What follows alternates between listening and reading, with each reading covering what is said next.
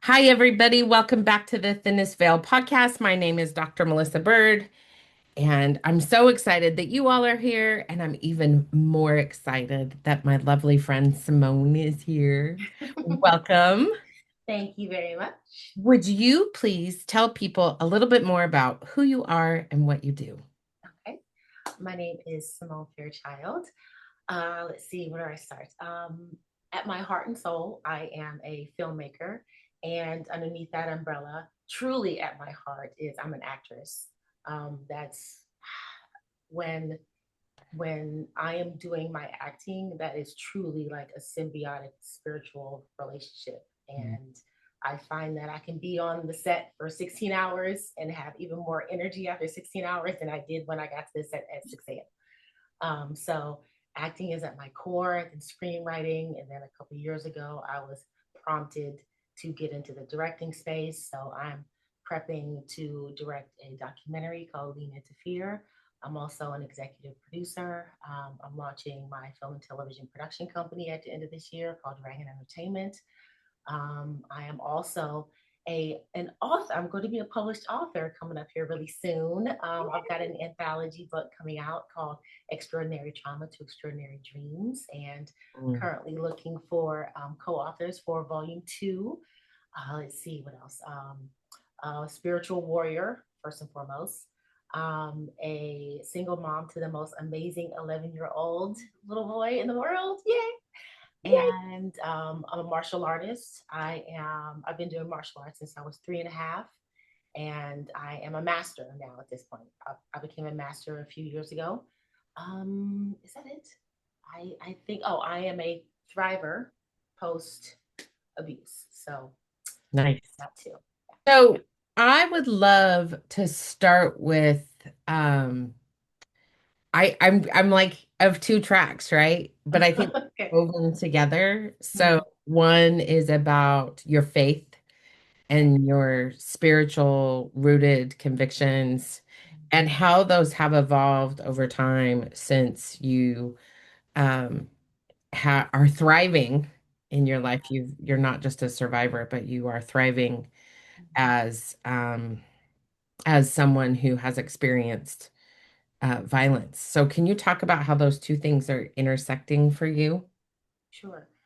It's interesting because I became aware of the light within me as a result of the abusive relationship that I experienced. And along the path of healing, I'm the type of person where I will jump headfirst down the rabbit hole, researching and figuring out the answer to the question why. And so, as I was figuring out number one, why and how I had gotten into that situation, but also figuring out how the person who was my abuser, how that person came to be that way, and why his version of love manifested in that way. Mhm. And so in that process, I was healing psychologically, mentally, verbally, but also, like I say to like everybody, I was chasing after God like my hair is on fire. And now being, let's see, 9 years out from that, 10 years out from that, and I realized that that was what saved me the entire time going through. Mm. That's what leaning into that light and chasing after that light and allowing myself to expand in that way over time is what kept me going along my healing journey from my domestic abuse. Aside Mhm. from, of course, like boots on the ground, being a single mom, had had I not survived and kept putting one foot in front of the other, then my son wouldn't have survived either. Like I am literally his home. Mhm. So I had to do that. Um, but the reason why I say it's interesting that I just became aware of that light within me is because that was the match that struck the like I say boots on the ground awareness when as I was going through therapy, both group and individual. When you go through therapy as a result of abuse or anything really, they really want to figure out why. Like And a lot of the times your counselors like, okay, what happened in your childhood? So in my process of healing and helping other people, because I started a nonprofit to help victims and survivors of domestic violence, and getting into those spaces and getting somewhat into politics a little bit, and just really, really gathering all of this knowledge, it got to the point where as I was really assessing myself from childhood and thinking about what was it that kept me going, because I went through molestation as a kid, very catastrophic and tumultuous household within my like family's household, and then no justice for any of that, and then being in entertainment and Hollywood, as as chaotic and tumultuous and dark as the entertainment industry is, and having all that sexual assault and like the casting couch crap and all that, like what was it that I kept being a phoenix rising out of the ashes. It kept going, kept. No matter how many times I was knocked down, what was it? And I started to identify that light along the way. I'm like, Mhm. wow, how at 7 years old was I able to ground myself in that space where I was being molested and realize that if it was happening to me, it wasn't happening to my sister. If it was Mhm. happening to me, then that means I'm able to protect my sister from it. Mhm. So, what was that? Like, what 7 year old does that? You Yeah. know? So, Yeah. and like, that was the light. That was the light. That was Mhm. the light. Because there's no way in the world that just a vessel, just a human, it just, without developing any sort of like, Yeah. self harming, tendencies. Mhm. There was never any of that. But I did develop like CPTSD and high functioning depression and anxiety, and which I have now like completely outgrown, completely healed. My Mhm. nervous system has completely healed to the point where there are no triggers left. There are no wounds, back to the point where like its origin state, where my nervous system was when I was born. Mhm. There's no trauma left on my nervous system. Mhm. So yeah. I think the thing that's so interesting about what you're talking about is that, I used to work with survivors of domestic violence early on in my social work career. And one of the things that we were never trained to do as social workers or that we never engaged with was the spiritual aspect of healing. Mm-hmm. And I feel like so often we focus on the cognitive behavioral stuff, we focus on the trauma, but we don't focus on how it is that for those of us that survive violence, um, there is this huge spiritual component to how we are able to heal our trauma to be able to move into thriving, Yeah. right? Yeah. And I'm wondering, like, did your faith and your just this light you talk about, the spiritual conviction that you talk about, did that just come alongside of therapy and that work to heal your trauma? Or was it something that was encouraged by people that you were working with, or did you find that it was sort of adjacent but never really discussed? It was already naturally fighting within me for recognition, Mm. and I wasn't going to ignore it. Yeah. And because that was fighting to come out, I was that, and that energy is strong. So, Yeah. and what it was doing was it was calling counselors into my space that had themselves a spiritual side to their personal lives, or had some sort of spiritual foundation. I think along my entire journey being with counselors, I only had one that was strictly science based. Hmm. All of the other ones that I had, they had a spiritual side to them. Hmm. And man, it really expedited my healing. Like it Mhm. really did. I think it makes such a huge difference when we acknowledge that we are part of this greater whole, Yeah.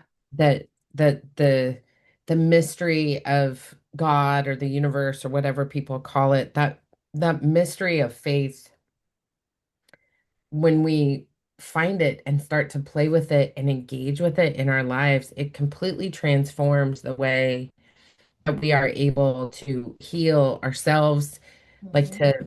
to mother ourselves and our children and the world. I Mm-hmm. feel like when we are willing to play with that faith and allow it to, I mean, it cannot be contained, right? Right. It can't, It absolutely can't. eventually pushes itself out. And Yeah.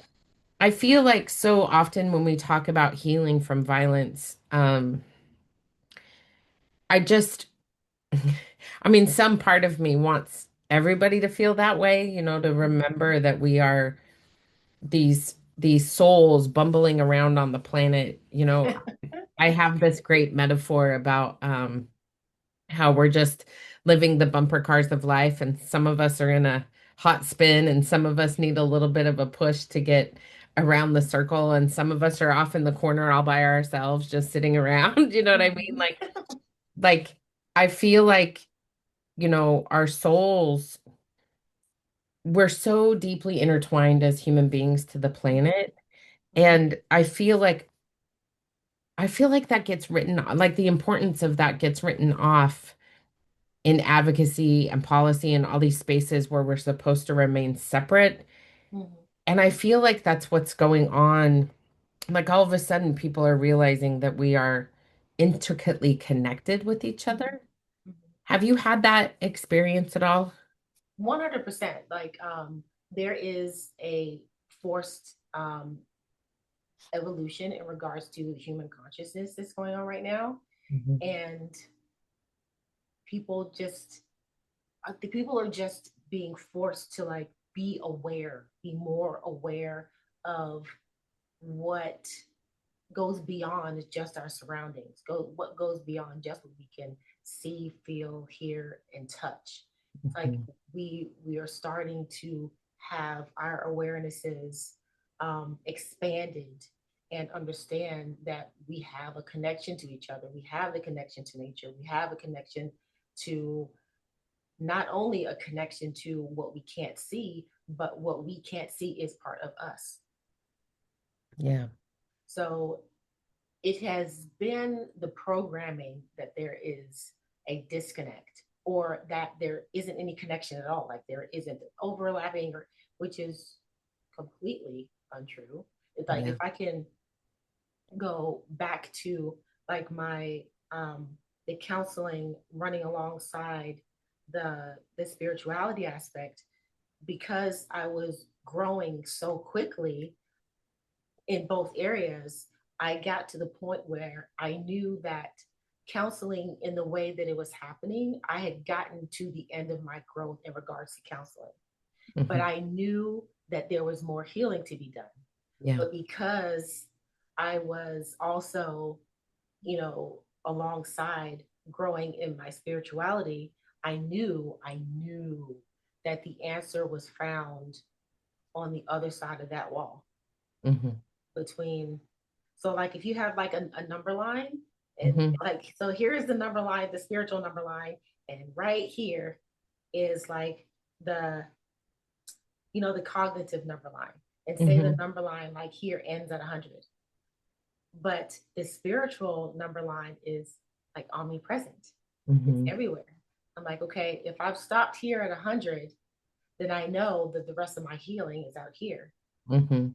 So it's just, and we've been programmed for like forever to believe that this either doesn't exist or that there's no overlap, and but that's absolutely not true, Yeah. because if we there's no way, how could we possibly exist if there's anything that isn't beyond us? How did we begin? How did we, and if even if you think about it in like a quantum physics type way. Like energy, for instance, we are energy beings, we are energy Hmm. in solid form. And energy never doesn't exist. And I know that's not proper English, but it No, always it works. it always exists. Yeah. So before we were sitting here in physical form, we existed in some other form. Hmm. And then after this physical form is over, then our souls, our energy will go and be in some other physical form. So how is it that it doesn't exist? Yeah. It just doesn't make any sense. And Yeah. we're starting to, as a collective, we're starting to wake up to that and be like, oh, Yeah. okay, it makes sense now. I feel like that that mystery and that willingness to believe in that transformation is it's such a colonized way of thinking. Like, Mm-hmm. um, in indigenous traditions, death is a transformation into another form, right? Like you were saying. And I feel like so much of us not believing that something happens after death is such a colonized way of thinking. It just is so limited to the right here, right now, and that's all there is. Yeah. Um, I'm wondering, I want to talk about your production company and your hopes and dreams for your documentary. And if you could talk a little bit about your documentary and your hopes and dreams for what that is and what that's going to become. Okay. So, Dragon Entertainment is the name of my production company. I plan on launching it at the end of the year Mhm. at what I am planning called the Hollywood Against Trauma Black Tie Gala. And so, Dragon Entertainment has kind of been growing and morphing over a period of like 10 years or so. In the beginning, I knew it was going to be a production company, but it has since become a a utopia, a space where creatives and executives alike can come and create without having to worry about the intellectual property being stolen, without having to worry about being what I call Weinsteined or Hmm. that, yeah. And that is highly important, especially for me being a woman. Men go through too, but me being a woman in entertainment, like I've had multiple opportunities to be very successful in this industry, but each and every time except for one, each and every time I have been met by, okay, we're going to go through with this project if Hmm. we're going to move forward if. And I was never, ever, ever, ever, ever going to sell my soul. Not ever. Yeah. So I had to pivot really hard in Hmm. order to be able to do what it was I was put on the planet to do. Yeah. And film and television is at my heart and soul. That is where spirit literally, I find that when I'm acting, I'm channeling. Hmm. I absolutely take this vessel and everything that's in it is given over to my character to live and breathe and fight and do whatever it is that she needs to do. And my vessel gives life to her. And I lost my train of thought. Oh my That's gosh. okay. I have a question for you. Okay. What um what do you think it's going to take to transform the entertainment industry from being an industry where you can have all these things, but you have to sell your soul, your body, Yeah. your values, your Mhm. morality in order to Mhm. get those things? What do you think it's going to take to completely disrupt and revolutionize the entertainment industry? One, exactly what I've built. Hmm. Um, but outside of that, because I have to meet with an IP lawyer to explain to like really copyright it all, so I can't really go into in Yeah, so yeah, much detail of what yeah. it is. But what it's going to take is courage, Yeah. Hmm. groundedness, alignment with the divine, and surrender to the divine, allowing yourself to be that unobstructed vessel for the divine in order to stand up to the institutions and the toxicity and and just be unyielding from it. And it's going to take that person who is willing to stand against it all, no matter how scary, no matter how threatened, no matter how dangerous, no matter, because what I've developed in Dragon Entertainment, I am consulting with an individual who is a professor at the MBA program in Pepperdine. And one thing he said to me, he and I take kickboxing classes together. And so Nice. on the way to driving over to the valley to Burbank, we have these wonderful discussions that I absolutely love. And we were talking, this is maybe a month and a half ago. He said, you know that what you're developing is going to put a lot of people out of business. Yeah. And in the back of my mind, I knew that, but to hear it out loud, I was Hmm. like, ugh. Because Hmm. I don't want to put anyone out of business, but there are going to be people who are not going to want to adjust. There are going Yeah. to be people in power who are used to doing things their way, Right. making money the way they want to make it, and Yeah. keeping like a caste system within Hollywood and keeping people dependent on the existing yet crumbling system. Yeah. But because we are having like this collective human consciousness evolution, a lot of me putting people out of business, I think, is not going to happen. I think the awareness is going to be there that the adjustment is needed. Hmm. And there's also a documentary coming out about the real dangers of AI and allowing Yeah. AI to take over. I'm Yeah. like, hello, hello? Why is it taking you guys so long to realize that? Duh, hello. Yeah. So it's going to take exactly what I've created Hmm. in order to do that. And it's going to keep Hollywood from falling over the edge of the cliff like it's doing right now. It's Yeah. going to keep Hollywood from having to allow AI to take the reins for Hollywood to continue to operate, because that is a recipe for disaster. Yeah. Um, so allowing AI to create avatar after avatar after avatar after avatar of you, Right. then what is going to be the point of the real you? What is going Yeah. to be? Nobody's going to want to. There's I feel like what you're talking about is such conviction, like the yes, conviction to really stand up. yes, And it's so hard for people to have that conviction. Like because it can be so daunting, like and I wonder, I mean,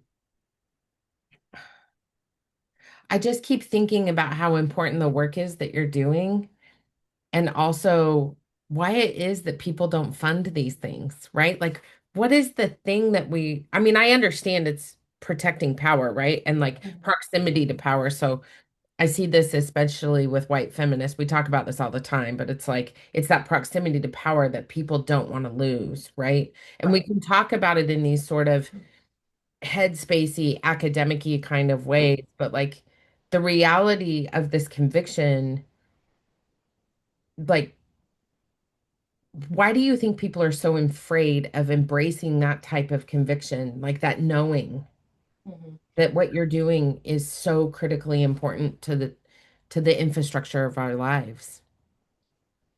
Because a main reason, because people are disconnected from that knowing individually. Mm. The I am no different than anybody else. Like Mhm. I have all the tools that everybody else has: spirit, soul, heart, mind, and the body.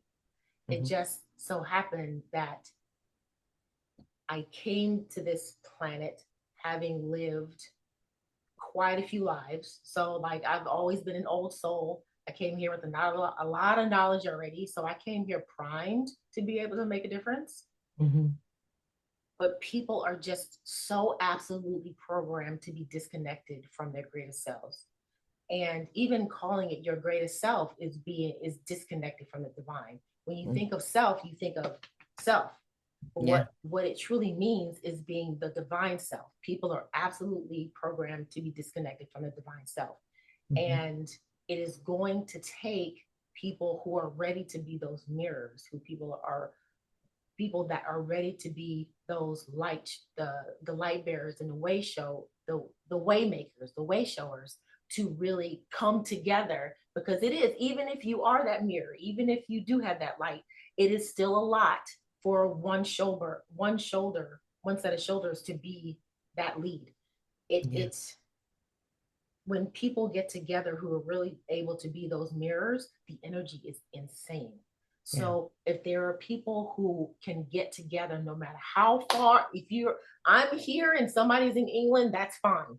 That is fine, because distance, physical distance doesn't matter. Those people get together and speak, get together and combine their light. People will notice, especially now because of the forced um, collective evolution of consciousness. People are more starting to be more aware. So things like this will show up more on people's radar, like, huh, that it resonates. It's now is the time where this change is much more likely to be able to happen. Yeah. Yeah, Who are you hoping is going to be inspired by the work that you're doing? everyone. Serious, like literally, because I've been what I'm building. People always ask me, okay, so what's the age range? What's the demographic? What's this? Right. Yeah. And I'm like, dude, it's like trauma, for instance. There isn't one human being on the planet who hasn't experienced trauma, whether it be in this life or it being epigenetic or whatever. Yeah. And what I am building is literally for everyone. It's literally a global movement. Yeah. Everybody. Why do you think people want you to like narrow it down? Because people are used to putting things in boxes so that they can understand them. Mhm. You know, like women having to deal with like ageism and sexism and this and like there are so many women that I know who are in their 50s and they are coming into their fire, like Yeah. Yeah, we freaking are. fire. Yeah, And we I'm are. like, what is stopping her from being an action hero? What is like nothing, absolutely nothing other than people's limited views. Right. That's it. I'm just so struck by this idea of like self-limitation. Mm-hmm. You know, as I've been running for Congress, so many people have looked at me and said, well, you don't deserve to run for Congress. You haven't paid your dues. You're not Oh no. capable. You're not capable of serving. And and it has put me in some spaces where like I have to justify running for Congress, Mm-hmm. which I find to be so bizarre in a world where people who consider themselves to be liberals and progressives keep Mm-hmm. saying we need more women of color, we need more LGBTQ plus leaders. Like they say all that we need more working class folks, we need more of this, we need more of this. Like we have all these people saying these things. And then when someone like you or I shows up and says, okay, I'm willing to serve, I have this big idea, whatever it is, it always is like, oh, but you're not what we meant. Like, oh, wait, hold on. Well, how about this? You were what God meant. Well, yeah. I mean, So, but you know what? When I absolutely love it when people do that. I love it when people are like, well, you're not this, or you're not that, or well, you have to do this, or there's a ladder, or you have to get in line. And I love it. I'm yeah, just like, that is rocket fuel in my veins. And I just yeah, say to myself, you just wait. You're gonna be back when I'm yeah, sitting here, and you know what? I just have to add this little bit in. Now that things are starting to take off around my book and I'm starting to make certain announcements in certain circles, yeah, I'm noticing that certain people are like, oh, Symone, how about we collaborate? Oh, Oh, yeah. oh, Yeah. oh. I'm like, Yeah. oh, Hmm. I knew it. I knew it. And sure enough, here it is happening. It Yeah. just did that. And that's why, like, oh man, when you align with your divine, there is no weapon formed against me shall prosper. It's Yep. like there it's and when you're at the point when your vessel is unobstructed, that means those people who said, well, we didn't mean you, that means there's nothing, they're not even there. Like when I think of my vessel, I think of like literally like like a copper vessel. And like when you're obstructed, you have like these bunches of gunk that's in there and that I see like on the inside. And when you're unobstructed, there's nothing there. So if you think of those people who are saying, well, we didn't mean you, that one person is this little piece of gunk right down there. And then that the next group of people that didn't believe, or well, you have to do this, or they're just in when you the more we align with our divine mission and who we're divinely meant to be, all of those people either become noise or non-existent. Why do you think people are so afraid to listen to their divine calling? Because it's unknown. One, because it's unknown and people are afraid of the unknown. Two, it goes against the grain and people need to be accepted. People need to be accepted by others. And that's why aligning with powerful and the herd mentality, people are just, people don't want to be the black sheep. They don't want to be the one on the outside of the circle. They don't want to be the one that people look at and they're like, well, we didn't mean you. Do They you want, think though that we're not the black sheep? Like I think about this all the time, right? Like I'm like, I don't think I'm that weird, right? Like I don't think I'm an anomaly. I think that I'm just, I mean, like people all the time are like, well, you're just like Wonder Woman, or like I have all these people who describe me in like all these ways where they're like, you're like a superhero. And I'm like, I always am like, I'm just a kid, right? Like I'm just a girl Mhm, who has spent a lot of time listening to mhm, the nudges of where I'm being called to, and who is deeply concerned about the impact that I'm having on the world. And I've always been that way. Like I asked my mom just the other day, I was like, have I always been like this? And she's like, yes.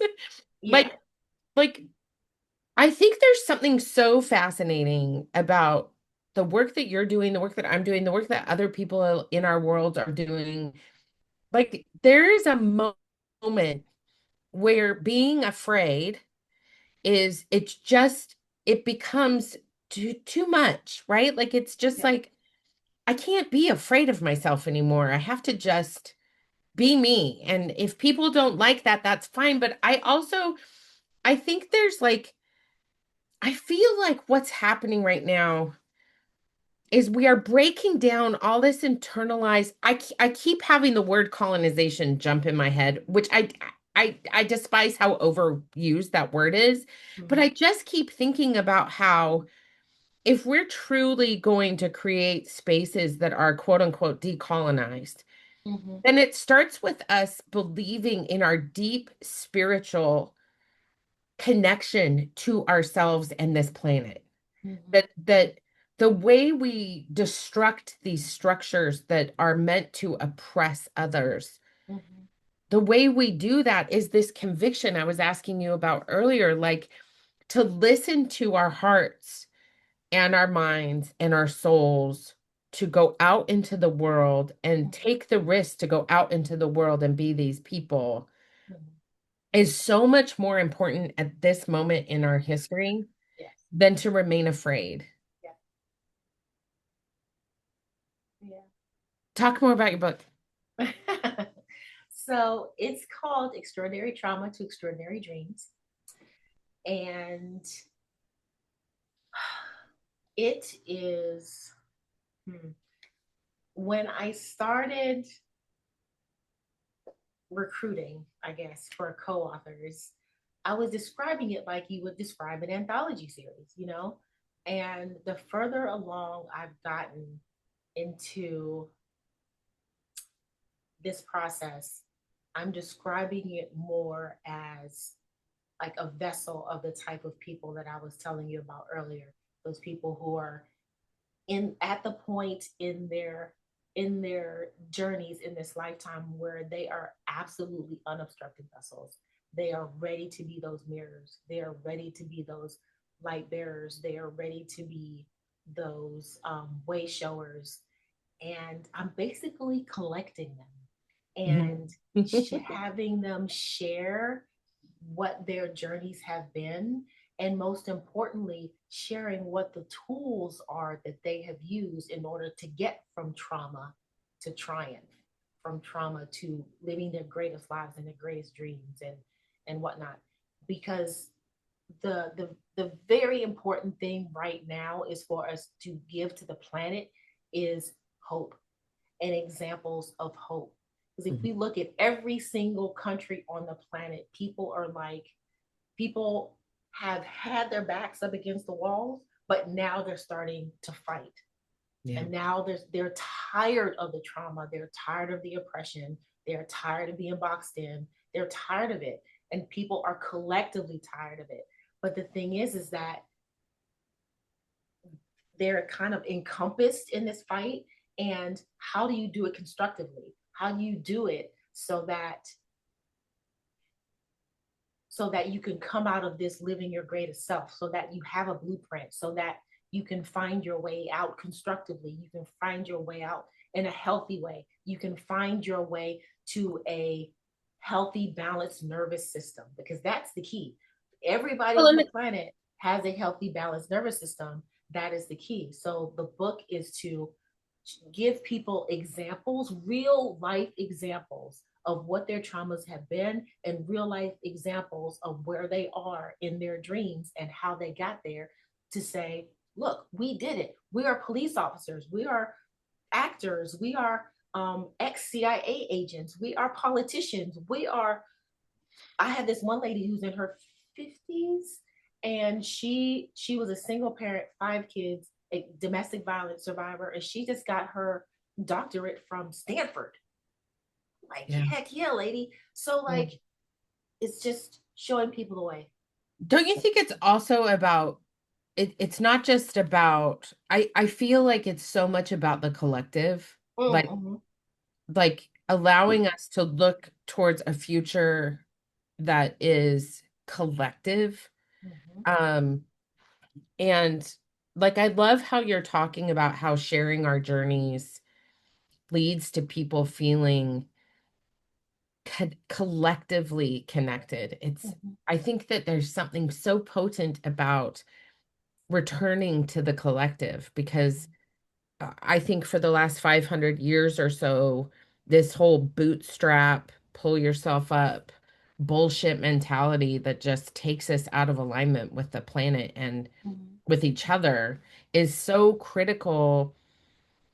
I just feel like if we could just allow ourselves, I don't know, 10 minutes a day to just be like, wow, I really am part of this collective Mm-hmm. magical planet that's hurtling through space at a bazillion miles an hour. Mm-hmm. Like, what a miracle that is. That's Mm-hmm. amazing. Like, oh, I really am woven together with people who don't look like me or agree with me or think the same exact way that I do. And that is the beauty of our shared humanity, is that we aren't all these little AI robots. Mm-hmm. Oh my God, the robots. Scary. Like replacing teachers with AI. Are you kidding me? Like We are literally one day after the next becoming a Terminator movie. we are, and it like how are people not freaked out about that, Simone? Because they're in here.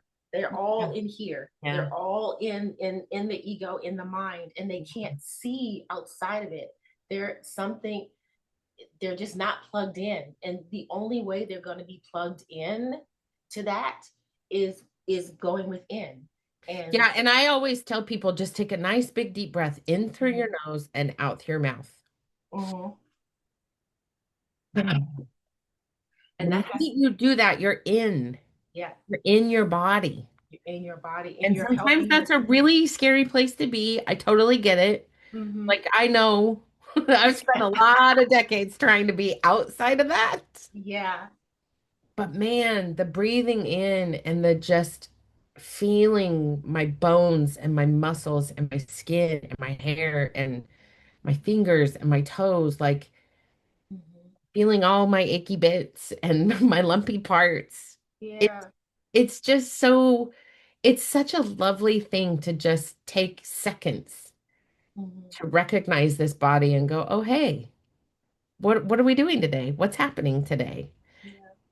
Um, I'm just so proudly grateful for the work that you're doing. I love Oh, that God put us together. yay, thank you. Um, there's two more questions I want to ask you. The first one is, um, God is such a tricky word. And one of the things I love the most about you is from the minute I met you, you were not afraid of that word and what it means to you. And I'm wondering if you could talk a little bit about what God represents to you in your life and the work that you are doing with others. You're gonna make me cry. I can feel, you know how you can feel tears starting to, Yeah. um, ever since I was a little kid, I knew that I wasn't just half of a whole. I've Mhm. never felt like I was in search of my better half, or I never felt incomplete. Mhm. And along the way, I came to understand, and people are going to be like, oh, no, wait, what? No. Because there is a spirit, because there is a soul in this body, that Mhm. means that there's a little piece of God within me. And if Yeah. there's a little piece of God within me, that means that I am God. It means I am the I am. I am presence. I am God, the source of all energy, God, the source of all things in the universe. That means that I am God. I am all things. I am presence. I am universe. Mhm. I am never alone. Oh, I always have a partner. mhm. That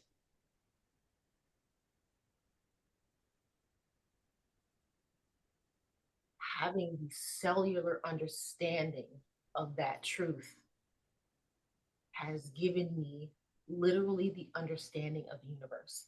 And I know that sounds impossible, but because the universe made me, Mhm. because my soul is the universe, I understand the universe.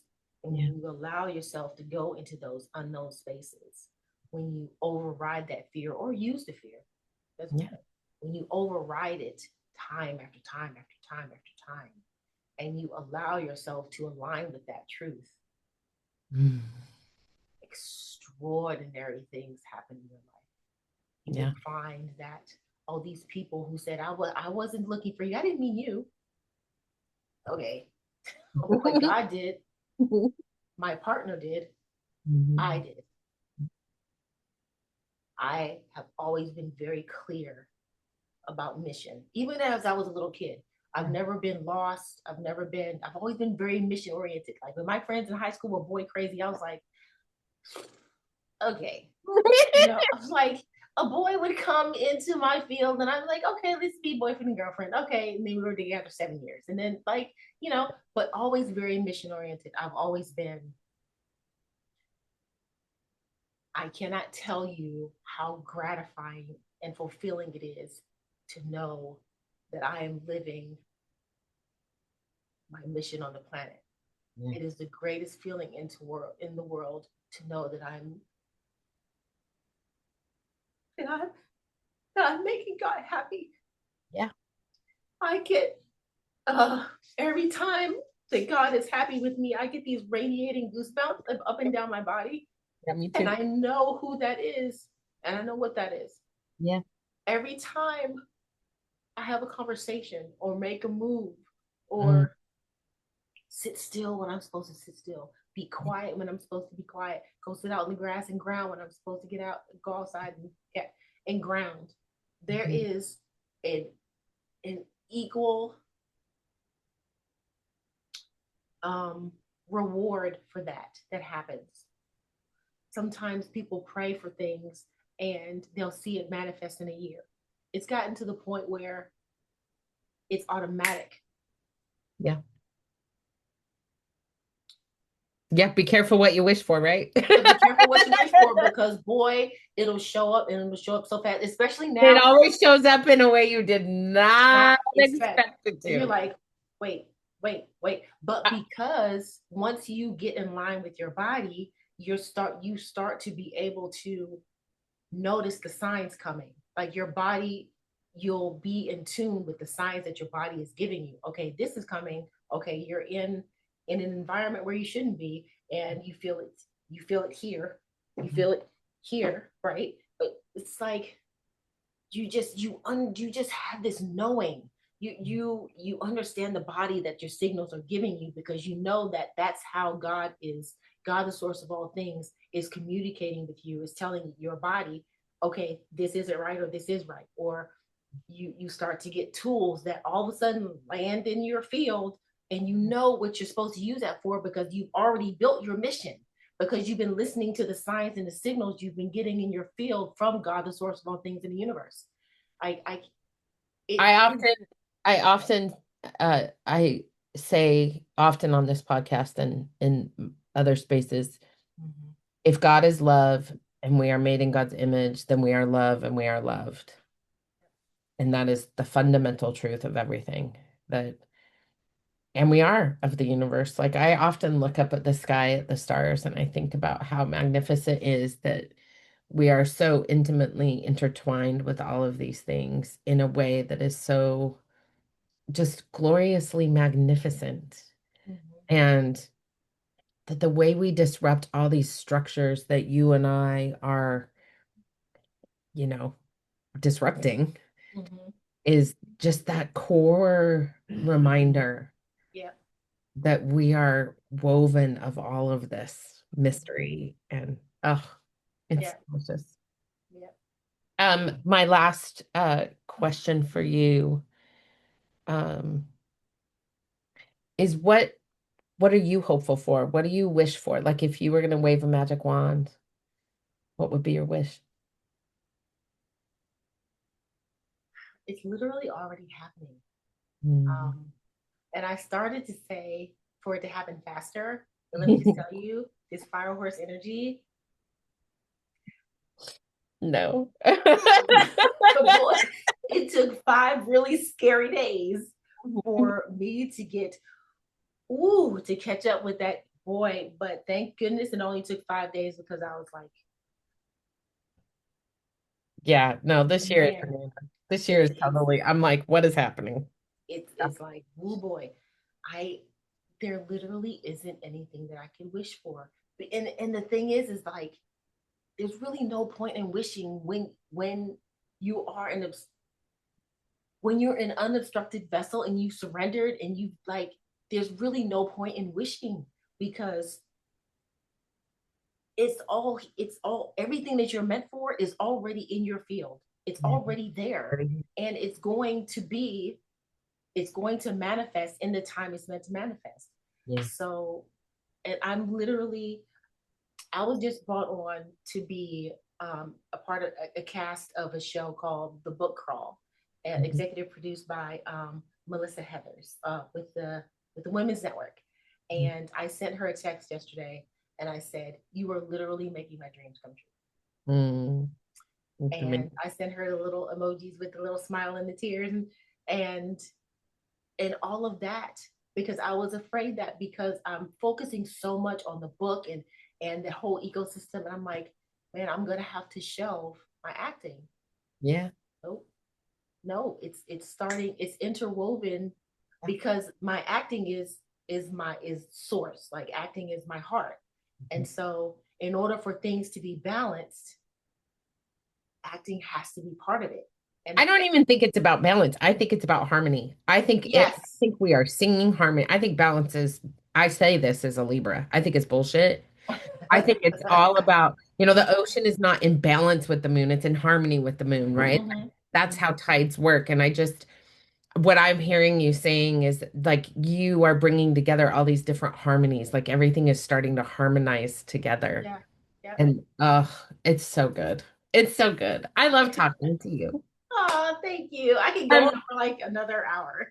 but then nobody will listen. Yeah, So short everyone's like, attention "No, span. I'm done." If people want to find out more about your book or your production company or what you're doing, where can they find you? Sure. So I guess I can give you the link to the book. If anyone is interested in being a co-author, we're currently looking for co-authors for volume two. And if they want to be involved, they should jump on board because the cutoff date for volume two is April 10th. Oh So my gosh, I hope we have the podcast out by then. well, hopefully we'll get into a volume three. Hopefully we'll have a volume three as well. Yeah, send me the So link for sure because I think people will be very interested in getting to know you. okay. And they can also find me on TikTok under Symone Fairchild. They can find me on Facebook under Symone Fairchild as well. And Symone is with a Y, Symone, and Fairchild exactly the way that you think it would be spelled. Also on Instagram, and that's my professional Instagram, and it's under my nonprofit called Eye on DV. That's EYEONDV. They can also find me on LinkedIn under Symone Fairchild, and I also have a YouTube channel, and it's after Eye on DV. And they can find me. My website is SymoneFairchild.com.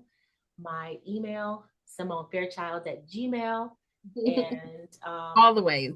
all the ways. And I also have some, find out more information about my documentary, Lean Into Fear. Also have a website for that. And there's one more thing. Oh, also a website for my nonprofit, iondv.com. Oh my gosh, you're so amazing. Thank you so very much for joining me for this conversation today. I You're really appreciate welcome. it. For those of you who are listening, I am Dr. Melissa Bird. This is the Thinnest Veil podcast. If you want to know more about how to work with me, you can go to drmelissabird.com. And if you want to learn more about my congressional campaign, please visit melissabirdforcongress.com. Symone, thank you so much for being with me today. I really appreciate it. Oh, you're welcome. Loved it. Thank you. Yay!